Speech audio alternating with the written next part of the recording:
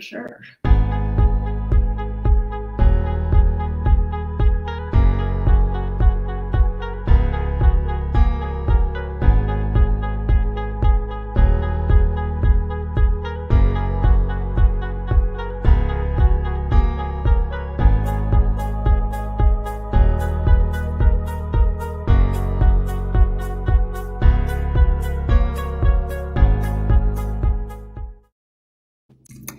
Good morning. Welcome to the Higher View. I'm Dr. Laura Shackelford. I'm very excited about my guest today. I have Walter Drew and Barbara Doern, and they speak, they teach, and they write about transformational spiritual practice to enhance consciousness, creativity, and to get in touch with your deep purpose in your life. So you want to stay through the whole show because they're gonna give us a process to just tap into the heart and into that deep purpose that you came here for.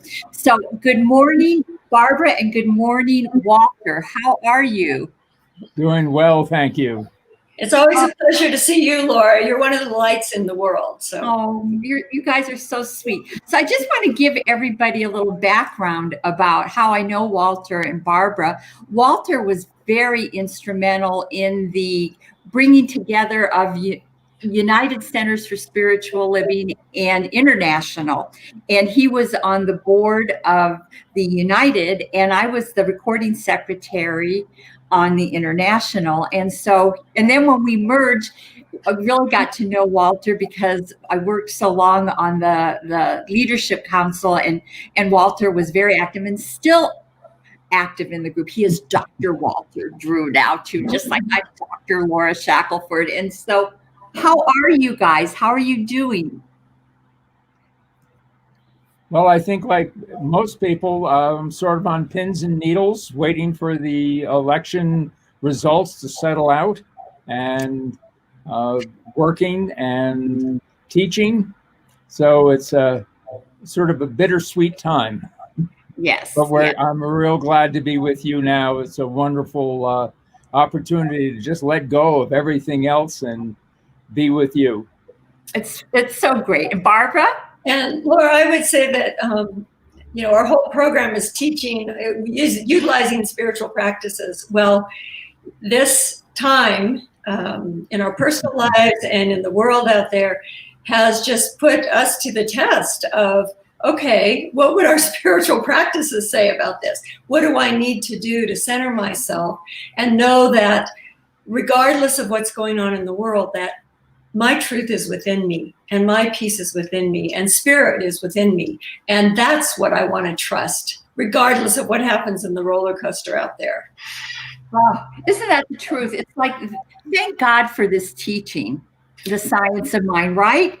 Because we just have to hold on to that truth that there's a divine plan. We may not understand it. We may not even agree with it from whatever perspective you are, but we have to know what is mine to do. What is mine to do from that spiritual consciousness and beingness, and we have to hold that light. And like I say in all my programs, I don't think there's any accident that we are all here doing the work we're doing right now to hold that light and to get that energy and that consciousness out in the universe. And that's what you guys do. I mean, you have trained. I mean, so first of all, let's start back before Science of Mind. What was your background as far as maybe religion or maybe no religion? How did you get into our teaching?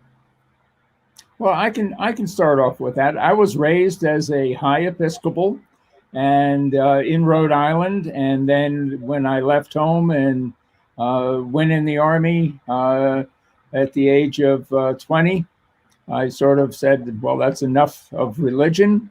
And my first wife was Jewish, and she was not interested in religion. So we had 2 kids, and after 23 years, we got divorced. And then I met Barbara, and Barbara and I got married, and we had 2 more kids. And I thought that it was irresponsible of me not to have the opportunity for my first set of kids to have some sort of religious experience not a some religious knowledge, so they would have an opportunity.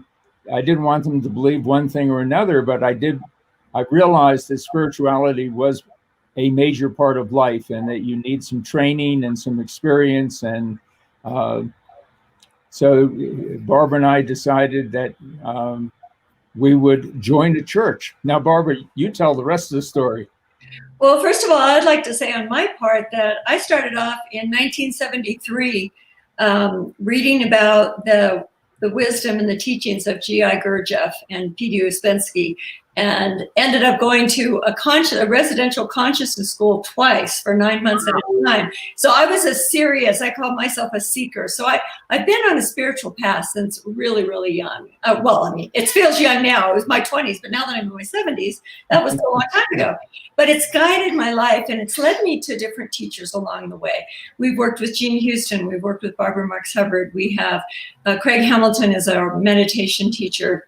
I worked with Angeles Arian, who's a cultural anthropologist, and learned about the indigenous wisdom around the planet, and, so many different things. So fast forward to when we met, neither one of us was actively in anything. And so we talked about, yes, we should look into something. And we went to the Unitarian Church, and it was interesting, but I felt like it was from the head up, kind of.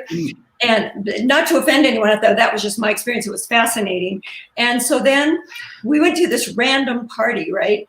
And I'm in the kitchen talking to this man I don't know. And I said, what are you doing? He said, well, I'm in charge of the youth program at the Church of Religious Science. And I said, what is that? I'd never heard of the Church of Religious Science. It wasn't in the pantheon of, churches that I knew about. But I liked him. And so Walter was not available the next Sunday, but I went.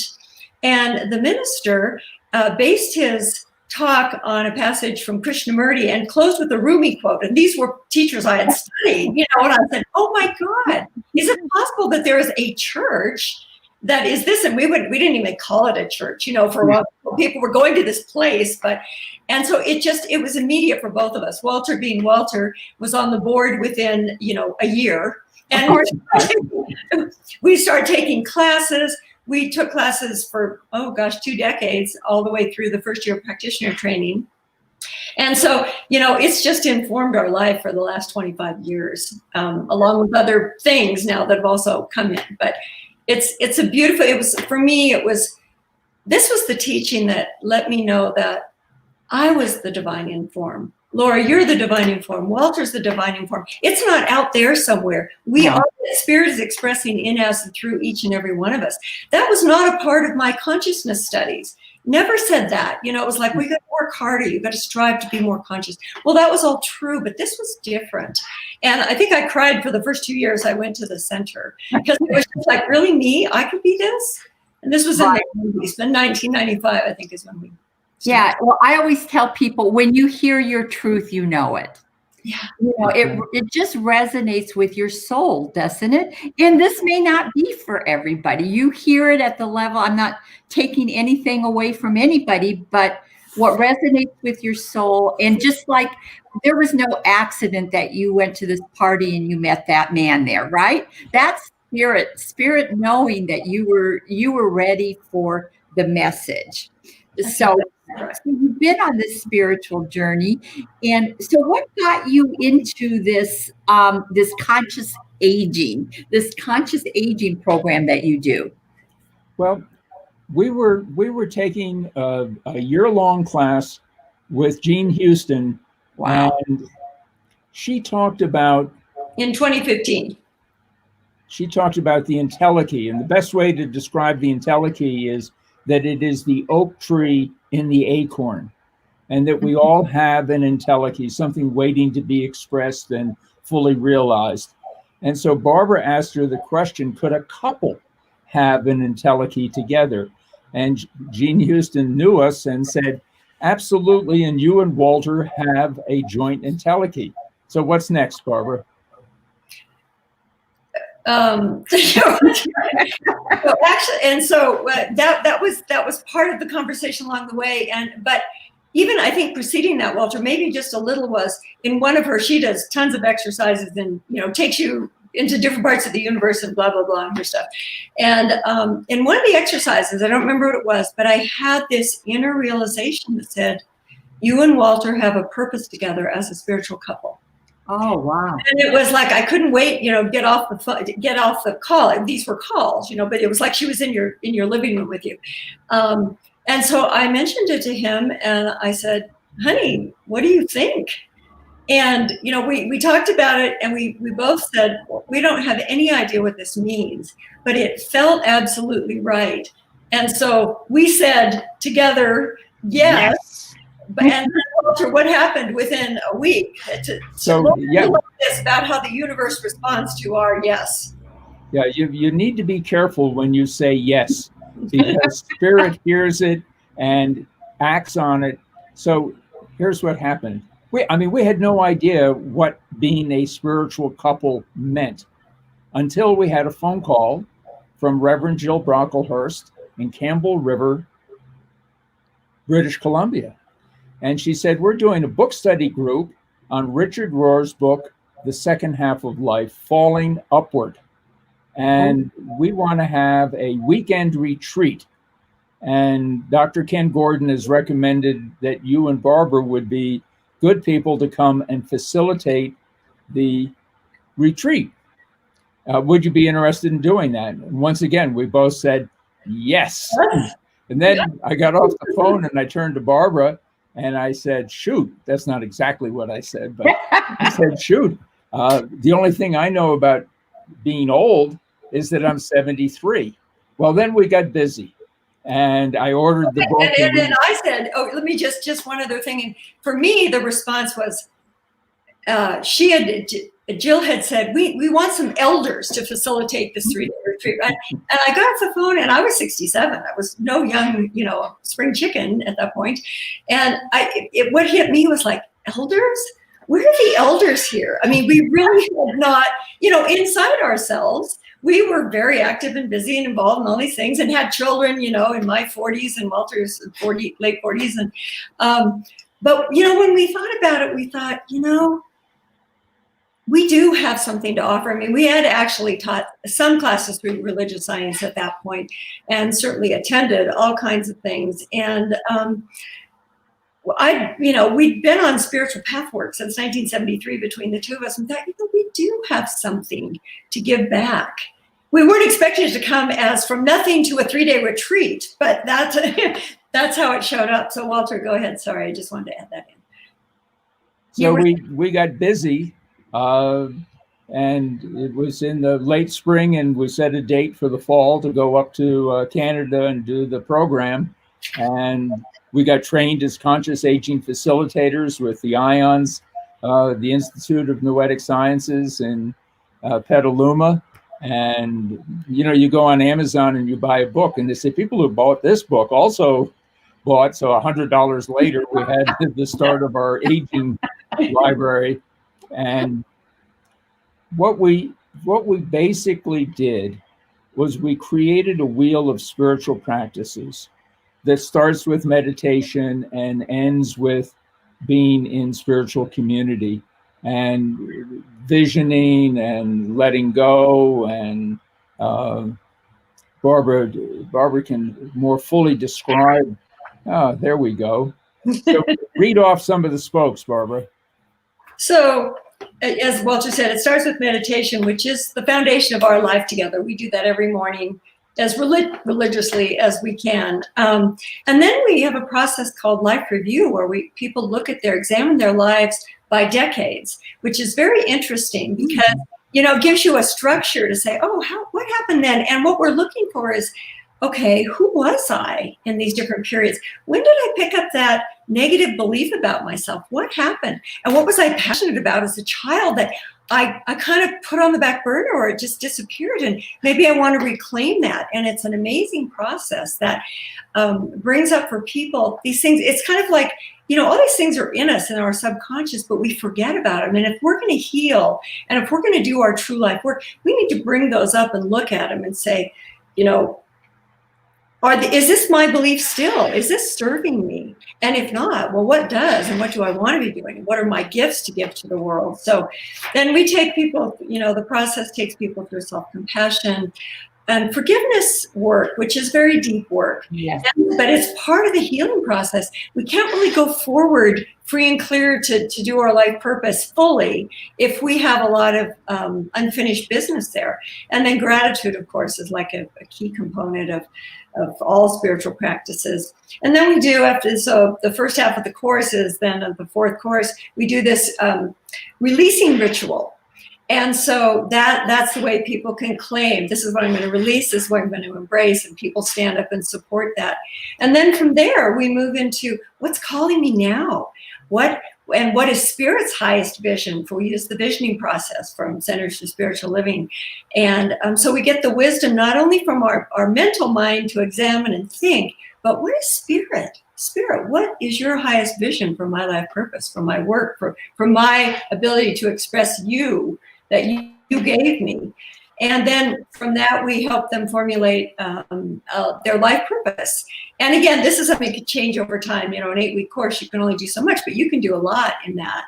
And setting intentions, because it's one thing to have, wonderful life purpose, but it's another thing. You can't just leave it at that. You have to say, okay, to do this, I'm going to further this work by doing X, Y, and Z. And that'll move my work out into the world.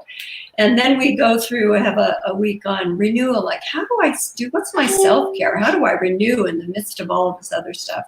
And the importance of inspirational classes and reading, which we've just been immersed in. Laura, I know you are, you teach them, being in spiritual community or being in community of some kind. And the last thing we've stuck in the last couple of years is being of service. So it's like, yes, I've done all my personal work. Now what is mine to give back to the world? And so that's kind of what we're doing through our creative agent work. This is our giving back.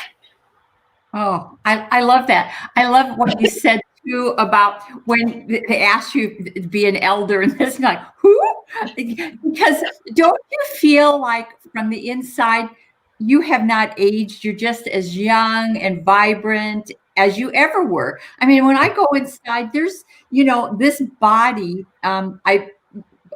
There's a gentleman here in the Valley, I just love, Ted Wentworth, and he's written a book on meditation, and he's just fascinating. But he talks about how our body is just the container of spirit. It's just the container. But we define who we are by out here, but really it's what's in the container. And so I love that, people think, I've shared this, Dr. Tom always just say, don't let age be your cage. And so that's what you guys are doing is saying, don't think because you've got, a certain age that is, don't limit yourself. You are still as creative. You can still make this different. You can still live the life that maybe you couldn't live when you were younger because of all these responsibilities, busy. We were so busy taking our kids here, doing this, doing that. And now we have this second opportunity, to really, really delve deep into what maybe we came here for. I wanted to share this, a Carl Jung quote that we really like that, this was in the last century, but it's very relevant. And he said, a human being would certainly not grow to be 70 or 80 years old if this longevity had no meaning for the species. The afternoon of human life must also have a significance of its own. And so though our lifespans in general have lengthened from when he was talking, the principle is the same. All stages of life matter. And discovering and defining that significance is the opportunity, that we have in front of us. And so, yeah, we're all going to have these physical things. I mean, Walter got a pacemaker, and a defibrillator a year and a half ago, but he's one of the most vibrant people you could ever encounter. And I've had, skin cancer surgeries and blah, blah, blah, and, knee things and rotator cuff. But we have found through doing this process of the work that we do is that our creative energy is stronger, Laura. You said as good as it ever was, really, because I had so many repressed, when I was in my 30s, I said, I don't have a creative bone in my body. Somehow that was one of the beliefs I picked up as a young person. And so now it's kind of like, boy, once you open, the creative aging is you open to spirit. And when you have spirit as your source, that energy just whooshes in sometimes. And it's like, you can't, I'm sure Walter just says, what are you thinking of now? It's like, so what do you get us into now, Barbara? You're sure, Walter, sorry. But that's what we're finding. We're more vital now in that realm than we've ever been. So I love this. Because I remember, I think when I was still on the leadership council with you, Walter, before we both kind of left, you were already talking about doing some teaching, and you and Barbara were working on stuff. And I love the idea. I love how you guys really dove in, and to work with Jean Houston and Barbara Marks Hubbard.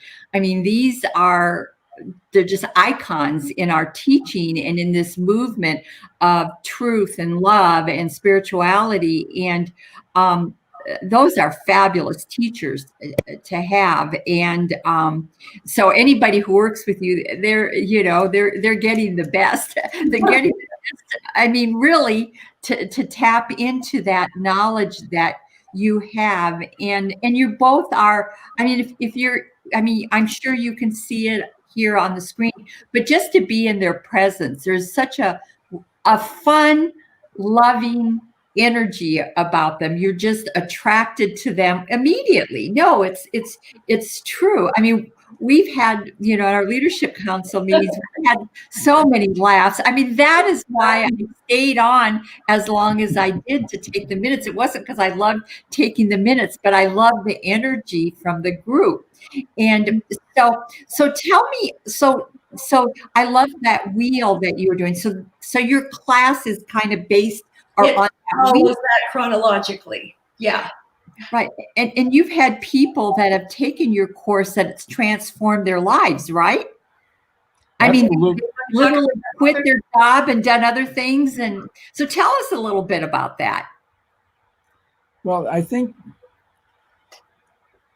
what we've done is we've opened doors with the various processes that we use, with the various readings. We use music in our classes.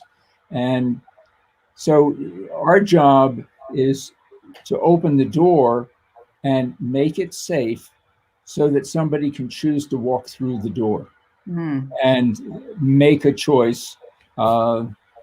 And I can give one example of we all have concerns about aging, and there are a number of them. Running out of money. How am I going to die? Am I going to what's going to happen?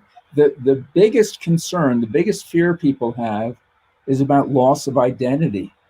And if I'm no longer my job, if I'm no longer a husband, people who have had kids early in life and have grandkids that are now in their 20s, you're no longer active as a grandparent. And if you no longer have all of these labels, then the big question is, who am I? And I think part of what we do is help people get in contact with who they truly are. And we open the door, and a lot of people have chosen to walk through it and experiment with creativity. And we've had people make major changes in their life, such as leaving a job that they'd been in for a number of years, or giving something up that had been a large part of their identity. And in our last class, we had one woman in her 70s, mid 70s. She loved that life review process. And she said, I've been wanting to write about my life for a long time, but I didn't know how to frame it, what context to put it in. But she wanted to share. She ended up writing a book that she started during the class called The Real Me. And she was going to make about 16 copies. It's for her family because she felt like she was one of these people who kind of always followed the rules and was kind of in the background of her true self. She didn't step forward, into who she really was. But she is now. Boy, she's amazing. And it was so touching that, this sparked that in her. And I think she's maybe giving all those out for Christmas. And she was up in Canada. She's up in Canada. And another woman started writing the novel that she'd been wanting to. Now, COVID-19 helped that too, because she had more time in her house. Right. But inspiration to do that. And we do a final project, and she read, a couple of, a bit about of that. And we have a couple of people that we're working with right now. We're in week 6 tonight of an 8-week process. And 2 women are really looking seriously about their life. Work, which is, the good job, but doesn't give me any time, I'm exhausted, it's killing me. One of them said, but you keep on, right? And somebody else is like looking into the collective trauma of humanity, and that he's a part of that, and what's his part in healing the collective trauma of humanity. So we come out of every class and we're just going, whoa, what's happened here? We are so in love with all of our students because they're so willing to go deep and say, well, what is mine to do, and who am I uniquely, and what is my contribution? So it's. I love that, because I see, I'm pretty active because of the church and my business too, but what I do see, and I guess part of listening to you, part of my thing is I don't really want to give up court reporting, even though I'm like, oh, sometimes. But part of it is because I'm thinking, okay, what would I do? Because I see so many people that retire and they think, oh, I'm going to play golf. Well, there's only so much golf you can play, right? I'm not into golf, even though I live on a golf course. I'm not into that. And so I think, I know for myself, I want to keep my mind active, and I want to keep, not only my body, but keep my mind engaged and stuff. And I love the idea of what you were saying about that lady with the book, because I shared with you Diana Wentworth, who I had on my show a few weeks ago, who's an author and stuff. And she said, just what you were saying about your student, is that everybody, even if you're not thinking of publishing, just to write a book of your life for your children and your grandchildren, because all of us have been through a history, a time in our country, the time in the globe, where the younger generation won't understand what we were feeling, what was going on in our lives, and just our experiences. And I think that's important. I think that's important to leave that. I had thought at one time that I might like to retire and move up by my kids so I could see my grandkids all the time. And then I thought, what are you thinking? Only because I don't want to be the full-time babysitter. Although I love my grandchildren, I don't want to be that. I want my own life. And like you were saying, then when your grandkids hit their teens or middle school, who's grandma and who's grandpa? At that point, their life is their friends. We've all been there. We remember that. And I hear so many grandparents, well, my grandkids never call me anymore. They're living their life. Don't you remember? You should write a book about what were you thinking about your parents and your grandparents when you were teens. And Laura, you have from the moment, I think, I can't speak when Walter met you before I did, but you have such an extraordinary gift of light and love. It comes through your whole being. And look, you're doing this program. This is so exciting. And we're so excited for you to be doing this. This is a very creative thing that you've put together, bringing people in to share with others. And, like you said about, oh shoot, I had a thread there for a minute, but that's an aging thing. We've learned to. I have to laugh. And we just have to laugh at this show, but I can't remember what I was just about to say. Well, it'll come back. It's in there somewhere. But, just encouraging, it's kind of, and the practical things. We're still working. We have a water testing business, and Walter does construction consulting, and I have a tarot reading business, and I'm an editor. But we love it. It feeds us. It feeds our mind, and it feeds it keeps us active, really, and it allows us financially to do the fun things we want to do and to actually teach our courses and things like that. So, it's just about weighing. But what you're already doing, Laura, probably if anyone is an exemplar of creative aging, that's what it was. Part of our opportunity, what are we modeling for our children and our grandchildren? If we're modeling, oh, they didn't call me, oh, I have a few more years to live out. That's very different from, hey, kids, we're traveling around the world teaching our course and we don't know what we're doing, but we're saying yes, Yeah, I'm sorry. I'm sorry I haven't called. I've been so busy. I know, well, exactly. And our kids kind of marvel at us, I think. I mean, well, I should. No. They make fun of us and they also put us down and all that stuff. But they're like 28 and 30. But here we are. We don't have time, certainly, to be sitting around wondering if they're going to call us. No. Well, exactly. It's like if it's Mother's Day or my birthday, my son will call and go, Mom, I'm sorry we can't be there for this or, this birthday or Mother's Day this year. And I go, you know what? Whenever you're with me is Mother's Day. I don't need it to be whatever Sunday of May it is, second Sunday of May. It doesn't matter. Anytime I'm with you is Mother's Day. Anytime I talk to you is Mother's Day. I don't need it to be on that day. It's like Christmas. If you need to spend Christmas with your in-laws, that's fine. We'll do Christmas and it'll be Christmas whenever day we get to do it. Yeah. And so I think, I think we get I just don't want to be that needy parent. I want my kids to have their life and be with me because they want to be with me, not because they feel guilty. And so that means that we need to fill our times and tap into our creativity. What feeds our soul? Tell us what about doing this show, The Higher View? What is it feeding in you? Because it comes through as something very wonderful for you. Well, this kind of got, I don't want to say dumped on me, but kind of put on me because of our demographic here at the center. We mainly have women of older age, the sterling years, as Dr. Tom would say, and said, Laura, you should be doing this. I thought, okay.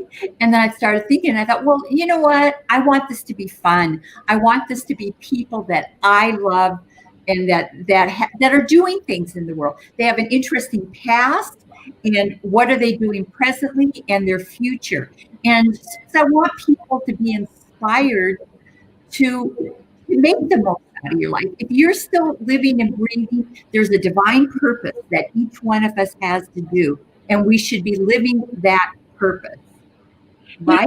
I'd love to throw in here, Walter. Do you have we're in different offices, but we could read the Ernest Holmes. I was just going to say, I think this would be an excellent time. Because I wanted to say, yes, we've been privileged to work with Jean Houston and Barbara Marx Hubbard and these people. However, Ernest Holmes has informed our life. He's shifted the whole course of our life together. And, Walter was a man of the world, and he's become a high priest. And we've kind of shifted roles here, but he has given us so much, and his wisdom is with us all the time. And how we usually start off our talks or our classes is, let's see, I moved my papers around just a second. It should be right here. Okay, yeah. So this is a wonderful passage that actually we had one little snippet of it that we had found, and then Molly Cameron in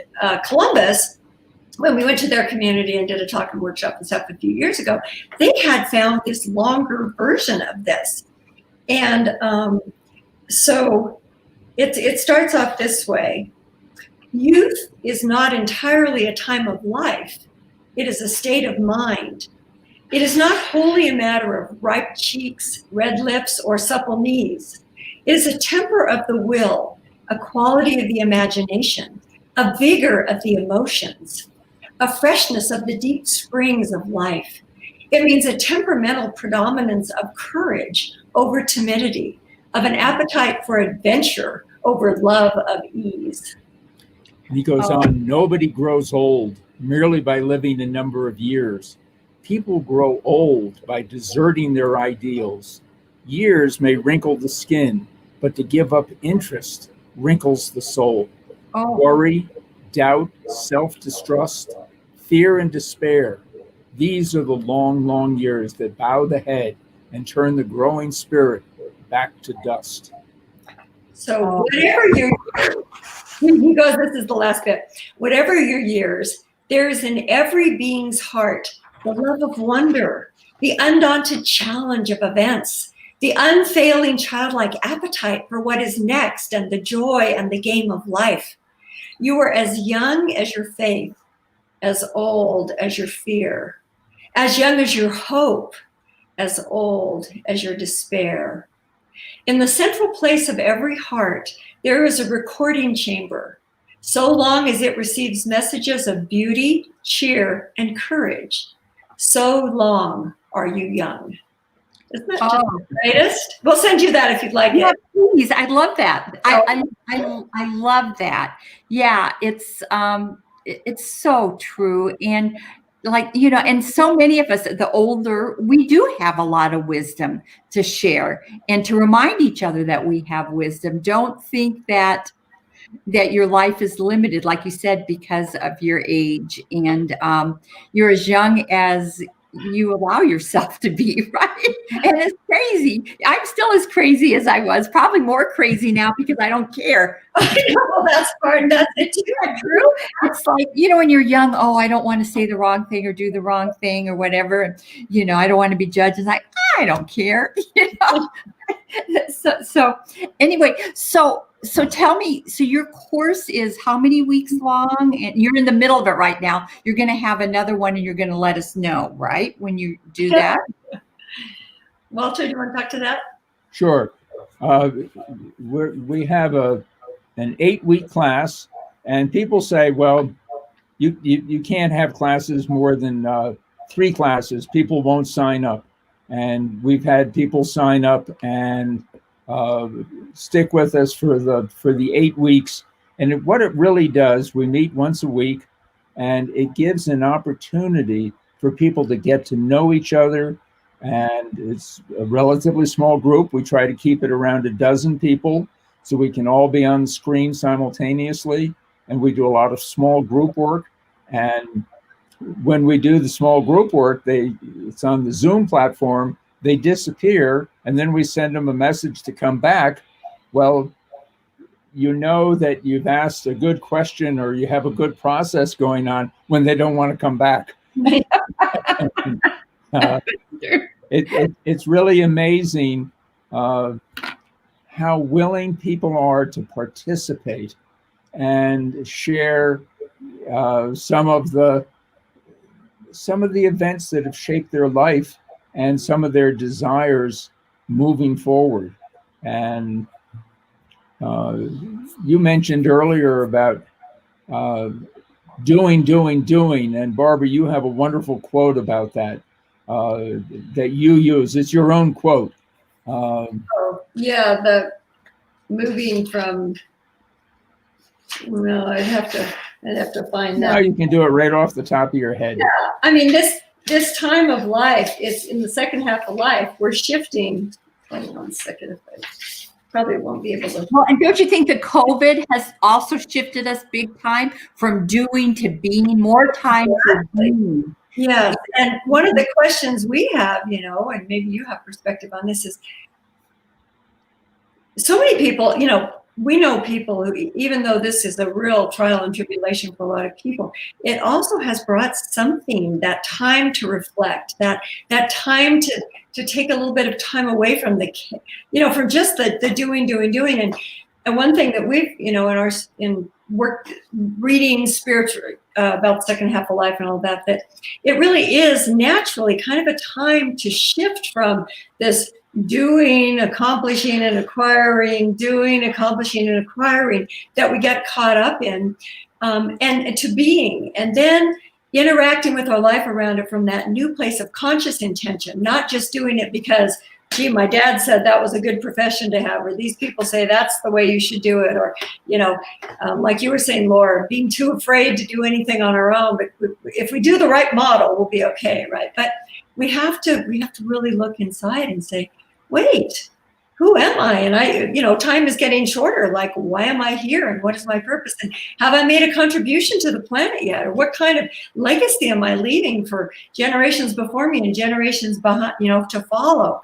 And those are the questions that we're asking ourselves now. Those aren't the questions you ask in your 20s and 30s. You're establishing something, you're raising children, or you're not, you're doing whatever you're doing, but it's a whole different focus. And now this time of life is that time. And this pandemic, has gotten people to slow down a little. I'm just hoping that we just don't go rushing back in when finally things open up. What do you think? Do you think the world will be different, or will it be the same? Well, you know what? It'll be different for each person. Each person, I think, is going to they miss maybe that rat race. I don't know why. That's not me. But you're right. Think about it. When you graduated high school, you were told, got to get a college education. I think I shared when I talked with you, my one niece, Daniela, used to love to put her dogs in a row and her dolls. She had a whiteboard and she would teach them her lesson. Oh. Two is 4, and she would teach them. And she said, I want to be a teacher when I grow up. And my sister said, no, you don't. They don't make any money. And right away that got planted, and so what happens as a youngster, you want to please your parents or you want to rebel. Either way, it's either please or rebel, right? Yep. And so, you may go into a career, well, this financially will be a good career, but they hate it. Yeah. It was like my one son I shared was, he's an attorney. I did not want him to be an attorney because I work with attorneys, but because he was creative. And I know as an attorney, I remember his first intern job when he was still in law school, he goes, Mom, I don't know if I'm going to like this paper pushing stuff. He used other language, but that was basically, and I said, I know. I said, that's why I wanted you to do something creative. And he still does creative stuff. But the thing is, we do things as we're young because we're told we have to acquire. We got to work, just like what you were saying, the do so I can acquire, so I can buy more and, make money. And it's a rat race. You're on this rat race. And I always tell people when they hit about 40, they go, is that all there is? Mm-hmm. I got the job, I got the education, I got the job, I got the house, the wife, or whatever. And then they look and they go, is that all there is? And I think that's when a lot of people go on their, maybe the younger ones are doing it sooner, but my age group, it seems to be it was in their 40s, their 40s that they went searching. And so it's an exciting time to say, no, what do I want? Not what mommy or daddy or my peers think I should do. What is going to feed my soul? And that's what I love about what you're doing, because you're helping people to see it's okay to, what is it, number one, to get in touch with it, with what it is. What were your dreams as a child? What talents maybe you did have that you thought, I'm not good enough or whatever. And then you're tapping into it now. And then I would expand from that, Laura, just a little bit to also say, because that was my focus. I was a spiritual seeker, and my focus was pretty much on myself and my personal growth. I knew I was asleep and I had to wake up and blah, blah, blah. Then something happened, and maybe, I'm sure, a huge amount of partnership with Walter, who is a Libra and is all about community and service. He had a service resume when I met him. I'm going, I've never been involved with anyone who's done all this kind of service, and that's who he is, and he gives back so much. But what we've seen now is that, you reach a point where you just mentioned, Laura, that, at some point it's time to give back. It's time to give back everything that we've experienced and given. And then the other piece of that is, through this visioning process, what is Spirit's highest vision for my life? The truth be told, we came here to express some aspects of Spirit in form and to move that forward. And so what is our unique piece of Spirit that wants to be expressed here? Because if we don't do it, it's lost in the cosmos. There's nobody else going to do what we were supposed to do, And so for me, it's been a real eye-opener, I'd say, the last even I hate to say, just even 10 years, even to sort of say, wow, we had both Jean Houston and Angela Sarian both said something about us being teachers. And I said, no, I got a teaching credential, to teach high school way back in 1972. And that was the end of that for me. That was not. And Walter got a teaching credential that he only used for a year too. But here we are now. It's almost like we've come around the hierarchy, but we're teaching what we want to teach. We're teaching people who also want to grow and evolve and be their highest self. I never liked the babysitting, 7th and 8th graders and high school kids, but the thing is, here we are.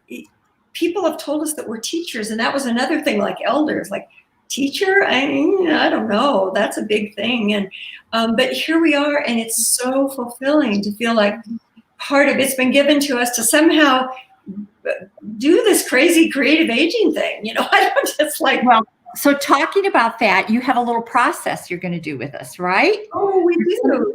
Yeah. So can we do that? With that, or do you want to keep? I mean, we could skip that and just keep talking. No, I think it would be nice. I would like to see what it is. Okay. Well, this is. I don't care what if anybody else. But Right. Well, okay. So, Walter, do you have your timer handy? Because I'm going to ask you to time. I do have my timer handy. And speaking of time, I have a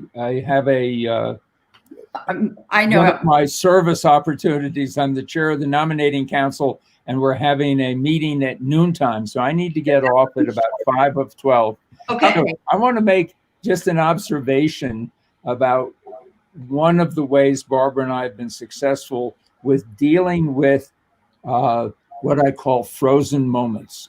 And a frozen moment is you go over to the refrigerator and you open the door and you freeze and you say, what am I supposed to get out of the refrigerator? And then you realize that you wanted a bowl. It's not in the fridge. It's in the cabinet next to the fridge. So one reaction would be, oh shit, I'm losing my mind. And that may be true, but the other opportunity. You lost it a long time ago. The other opportunity is to share it with Barbara and then laugh about it, because there's nothing we can do. I mean, I couldn't remember the word zip code the other day. I said, well, you have the name and the address and everything. And what's that thing down at the bottom? And somebody filled in the blank for me. And I said, well, you can sort people for income possibilities by zip code. But I couldn't remember the word. And of course, they weren't in on the whole make fun of it. So I didn't do it. I was on a call. But this has been fantastic. And I think one of the reasons you're so successful, Laura, is your sense of humor. I mean, if we start taking ourselves so seriously, yes, life is serious, but we can also have fun being serious. And it just makes a world of difference in my life. And I think the other thing is that Barbara and I are not so much teaching like from a book, but we're teaching by example. Mm-hmm. I just had my 79th birthday a couple of weeks ago. So I'm in my 80th year. And all of a sudden I'm thinking 80. And I don't feel any different than I did when I was 65. And probably when I was 65, I didn't feel any different than I was when I was 55. I mean, right. I just feel blessed to be alive and excited to be living and growing and having an opportunity to share, but really diving in the pool, not saying, okay, here's the pool and you dive in the deep end and that sort of thing. I'll run and jump in and then say, hey, come on over. The water's great. Right. I love it. I love you've got a great energy, Walter, and you do so much. You've been of sacred service all the years I've known you, and you continue. And I think once you get in that habit, you can't give it up. It's almost like an addiction. You just keep wanting to be a part of that giving in some way or other. So anyway. Well, So you know, while if you want we get off and we do, that's okay. Barbara and I will. Yeah, I was going to say, if you want to or need to get off, we can do this, and it's I can just figure out that the time is just relative time. Laura can help you with the time. Yeah, I can watch it on here. So what do you need me to keep time? Just like we're going to give people a minute to at 2 or 3 different times, just to kind of be inside themselves. Okay, so all right, so I'm going to leave. Wonderful. Bye, Walter. Love you, Laura. Thank you. Love you. Love you. So as we mentioned, in 2018 and 2019, we spent a year in a weekly course with Barbara Marx Hubbard. And it was all about becoming our highest human potential. She called Homo Universalis, the universal self. It's beyond just our the way we live our life now. It's with our highest human potential. And anyway, I'll just, because time is getting a little short, one of the things we said, she was, I don't know how many people know about her, because I didn't know that much about her before, but she died at 89 and gave her last class from her hospital bed. The next day she went to a coma and passed 5 days later. But I mean, that was, she was teaching a class at the time that she got a knee infection, so. But she was the living exemplar of someone who was truly in touch with her life purpose and living it with her whole consciousness and being for decades. She was an instrument for bringing the scientific and spiritual realms together in collaboration for the highest good of our planet. To be in her presence was to be in the presence of delight, curiosity, intelligence, and a vast understanding of humanity's unique and important role in the entire scheme of life. And she would remind us regularly, she said, the 13.7 billion year evolutionary process has resulted in us, all of us. We are on the leading edge of evolution. So we're here on purpose with a purpose. And the way the whole system tips, you were mentioning, Laura, is influenced by each one of us. So as a way to get in touch with what was uniquely ours for each one of us to do, we worked in groups of up to 8 people and explored what is our deepest heart's desire. So I just want to say that your deepest heart's desire is not a personal whim like a new item of clothing, a car, or an exciting vacation. Rather, it's the impulse of creation as it's turned up as you. All great people have been able to do this one thing unique to them. So what is impelling you to move forward to say yes to right now? So if everyone who's listening or viewing or whatever you're doing out there, please find a comfortable position, close your eyes, and center yourself by taking a couple of deep breaths. So just breathe in. And just be aware that you're sitting on your chair here, that you've been involved in Laura's wonderful program, that now we're moving our attention into our inner world. And this time, direct your breath to the top of your head and feel the tingling energy there. That's a place where we open ourselves to the wisdom of the cosmos. So breathe into that. And now direct your breath to the center of your chest and experience the expansive peace of love. Breathe right into your heart center. Now ask yourself, what is my deepest heart's desire? Trust that it will come forward for you. Draw on the universal intelligence that created you, spirit itself. As Ernest Holmes said, evolution is always forward. It is moving toward more life, more intelligence, more love, more creativity, more freedom, more joy, not less. It is on our side and wants us to succeed. Now ask yourself, what is my deepest heart's desire? We'll take about 45 seconds to a minute to listen. What is my deepest heart's desire?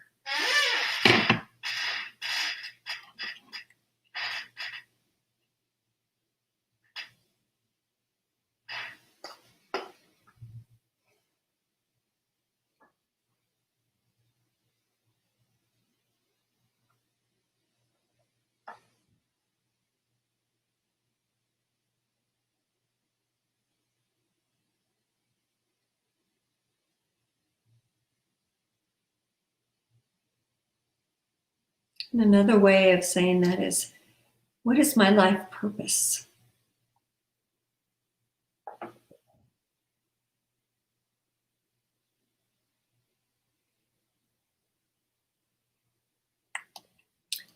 So do you have a little flash of an idea? This is just something, this is going to just come in as a flash of an idea. It's a longer process to go through and do a deeper work with this. But if so, if you have this little glimmer of something that said, oh, that popped in, it could be a visual thing, it could be words.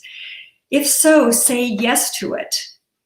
Even if you've only had a glimpse of your deepest heart's desire, that yes opens doorways into the unknown you can't even imagine. Say this, say yes to this now for yourself. Just put yourself in that space of saying, okay, Spirit, whatever it is, I'm saying yes. I don't know where it's going. This is my yes. And finally, ask yourself, what is one thing you can do today or in the near future to further your deepest heart's desire? And then set an intention to do that. We'll take 30 seconds for this. Just what are one or two intentions I can do today in the next near future to move this forward?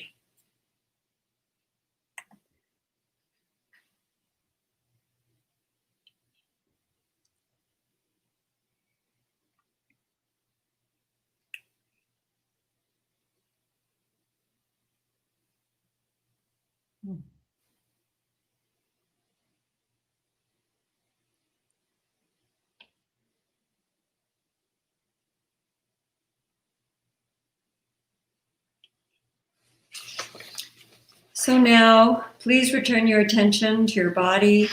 Become aware of yourself sitting in your chair and open your eyes. And just a couple of questions to plant as you go on into your week. Did you learn something new about yourself? Did anything surprise, touch, challenge, or inspire you about this process? Your getting in touch with your deepest heart's desire and shining your light in a unique way activates everyone else's light. And together we can tip the evolutionary impulse consciously in favor of the highest good of planet Earth and all its life forms. And as a last note, when you leave here, observe with curiosity what begins to emerge on your evolutionary journey as a result of your yes. Wow. Okay. Thank you, Barbara. I love that. And what came to my mind is, I know for myself, this was my journey.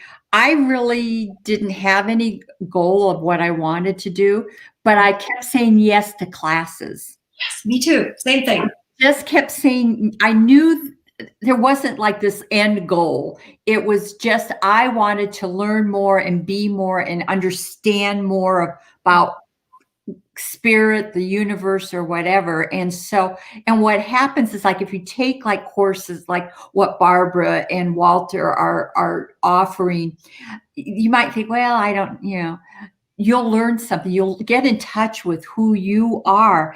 And I never, like I said, I never intended to be a practitioner, a minister. No, that was not my goal. But Spirit kept opening doors by my willingness to learn. So little Laura, as I call her, didn't know, but big Laura knew what my soul wanted. That's right. There you go. That entelechy that Walter was talking about, yeah, that our highest human potential already exists. We're just waking up to it and growing into it. It's who we already are. Right. So I would tell anybody watching, on here is the website, the social. Tell us about that social. Well, it's just a platform. It's like a humanities team or the Shift Network. They call it a platform and their purpose is to bring conscious evolution into the mainstream of humanity. And wow. So we met the man who designed it, and he liked what we were doing. And so last spring we did our first online course, And it's now allowed us, we have someone from Australia, people from Canada, different parts of the United States. Before we only taught at your center, Laura. And that was wonderful. We love that. We love being in person and touching and all that stuff. But this is really exciting. And so it's just another avenue and all the courses have something to do with some kind of conscious evolution for us as as individuals. So one last quick thing, when we talked with you earlier, another thought, I wish we could, query people on this, but maybe if anyone from your congregation asks anything, another thought we're having is we could do, instead, some people can't do an 8-week course, right? We could do like a Saturday night, a couple hours on a Saturday night, and maybe 5 hours on a Sunday, or a Saturday night, a Friday night, and a Saturday night, where we could put together, we'll do whatever anybody asks us to do. So we can condense our program. We have done as short as 3.5 hours. We've done an hour and 15 minutes and gotten results from people. So, it's an hour and a half. If that's all we have, we'll do it. But we love the idea of working with communities where we could do like a Zoom, an online thing, couple hours. We'll talk some more about that and maybe I'd love to do that with you if that's a possibility. Right. No, absolutely. I love it. And so I want to please thank Walter, and I want to thank you. And those of you who are watching, there's a button there to donate to the Center for Spiritual Living Palm Desert to support our program and to support the center. And there was information there. Please check them out. And I'd love for them to have a class. If you're interested, let me know, and we'll get them to the center and get a class going on that. So I love you. And thank you so much for thinking of us and letting us be in your wonderful light-filled space. It's really thank you. And we'll be talking some more. Okay. All right. All right. Love you guys. Have a great day, and I'll see you. Thank you everyone for coming. Thank you.